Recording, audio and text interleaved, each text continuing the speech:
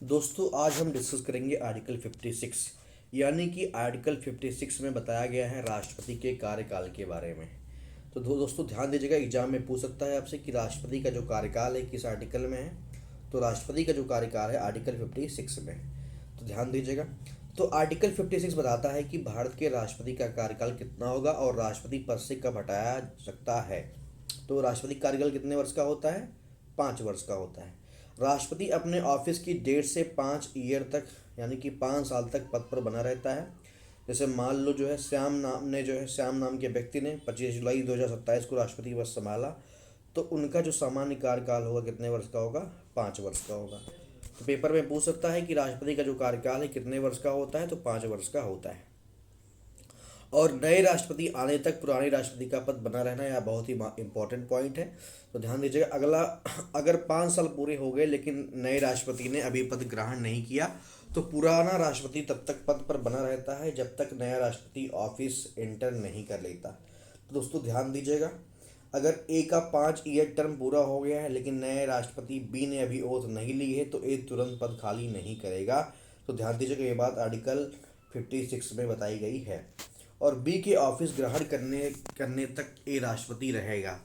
राष्ट्रपति इस्तीफा दे सकते हैं। राष्ट्रपति अपना रिजाइनेशन वाइस प्रेसिडेंट को देते हैं। ध्यान दीजिएगा, पेपर में पूछ सकता है कि राष्ट्रपति अपना रिजाइनेशन किसे देते हैं। तो राष्ट्रपति जो है अपना रिजाइनेशन वाइस प्रेसिडेंट को देते हैं।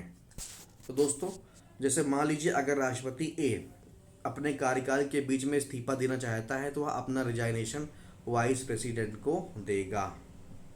बहुत ही इंपॉर्टेंट पॉइंट है, तो ध्यान दीजिएगा यहाँ पे। तो किसको देगा भाई? वाइस प्रेसिडेंट को देगा। और राष्ट्रपति को जो है महाभियोग के द्वारा हटाया जा सकता है। राष्ट्रपति को वायलेशन ऑफ कॉन्स्टिट्यूशन यानी कि संविधान के जो है उल्लंघन के आधार पे जो है महाभियोग के द्वारा हटाया जाता है, यानी कि इम्पीचमेंट के माध्यम से हटाया जा सकता है।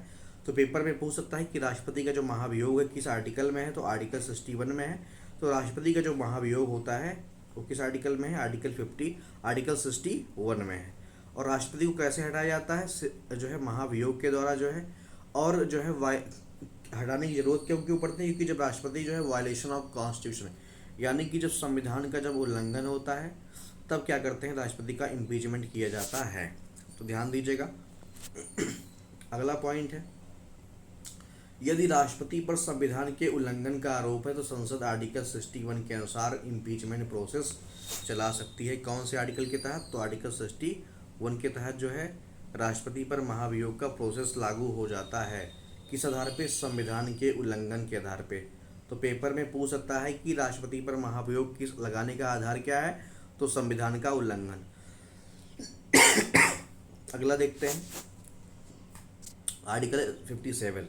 तो आर्टिकल 57 में दोस्तों बताया गया है राष्ट्रपति के पुनर्निर्वाचन की पात्रता, यानी कि जो है पूछ सकता है पेपर में राष्ट्रपति को जो है पुनर्निर्वाचन की जो पात्रता है किस आर्टिकल में है। तो राष्ट्रपति की जो पुनर्निर्वाचन की जो पात्रता है वो आर्टिकल 57 में है। ध्यान दीजिएगा, अनुच्छेद 57 में बताया गया है। तो ध्यान दीजिएगा, आर्टिकल 57 का पूरा फोकस सिर्फ एक बात पर है, राष्ट्रपति दोबारा चुनाव लड़ सकता है या नहीं।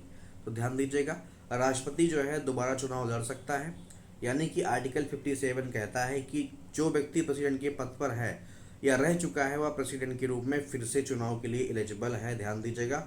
और यानी कि संविधान ने राष्ट्रपति के लिए मैक्सिमम नंबर ऑफ टर्म्स की कोई सीमा तय नहीं की है।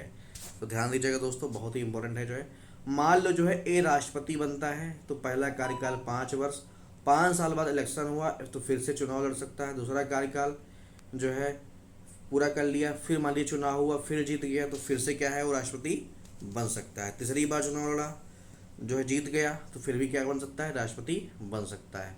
तो ध्यान दीजिएगा यहाँ पे।